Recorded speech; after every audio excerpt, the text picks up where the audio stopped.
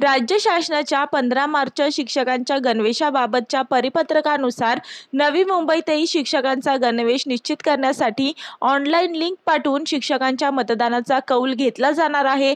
याची सुरुवात नवी मुंबई महापालिकेच्या शिक्षण विभागाने केली असून 460 शिक्षकांनी लिंकद्वारे गणवेशाबाबत मतदानाचा कौल दिला आहे।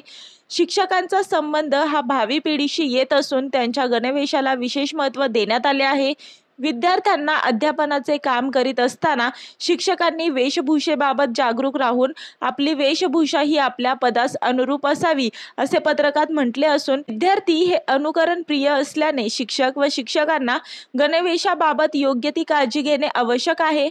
यामुळे शिक्षकांच्या गणवेशाची बाब विचारात घेता गणवेश कसा असावा, त्याचा रंग कसा असावा याबाबत मार्गदर्शक सूचना दिल्या आहेत।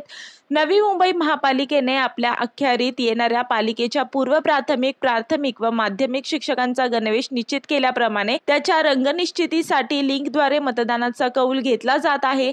त्यात महिला शिक्षकांनी साडी अथवा सलवार, चुडीदार, कुर्ता व दुपट्टा तर पुरुष शिक्षकांनी जीन्स, टी शर्ट न वापरता पॅन्ट शर्ट असा पेहराव करावा। तसेच चित्रविचित्र नक्षीदार कपडे परिधान करू नयेत असे शिक्षण विभागाच्या आदेशात म्हटले आहे। शिक्षकांनी कोणत्या रंगाचा पेहराव करावा हे त्या शाळेने निश्चित करावे असे सांगण्यात आले आहे।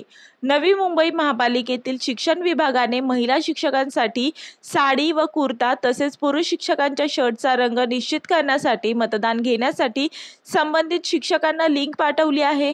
त्यानुसार लिंकद्वारे साडी किंवा कुर्ती आणि शर्ट यांचा रंग निश्चित झाल्यावर त्या आधारे स्त्री शिक्षकांसाठीचा ब्लाउज व सलवार तसेच पुरुष शिक्षकांच्या पॅन्टचा रंग निश्चित करण्यासाठी मतदान घेण्यात येणार आहे। यामुळे नवी मुंबई महापालिकेतील सर्व शिक्षकांच्या मोबाईलवर फॉर्मची लिंक पाठवण्यात आली असून हा फॉर्म तात्काळ भरून देण्याचे आवाहन करण्यात आले आहे।